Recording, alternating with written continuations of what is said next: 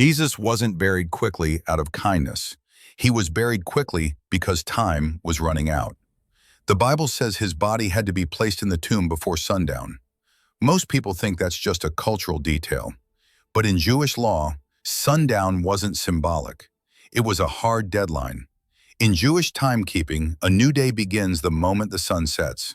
And that evening, the Sabbath was about to start, a day when all work was forbidden, including burial. The law of Moses commands that a body must not remain exposed overnight.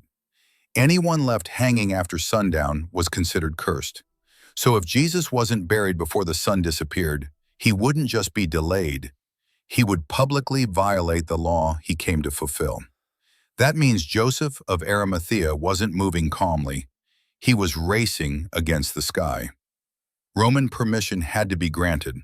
The body had to be removed, wrapped, spices applied, a tomb secured, a stone sealed, all before the light vanished. And here's what almost no one notices. If Jesus missed that deadline, he wouldn't fulfill prophecy. Isaiah said the suffering servant would be with a rich man in his death. That required a tomb, and the tomb required time, which means the resurrection timeline wasn't random. It was mathematically locked in place by Jewish time law. 3 days didn't begin at sunrise. They began the moment the sun went down. Salvation didn't happen loosely, it happened on schedule. Jesus didn't just conquer death, he entered it with seconds to spare.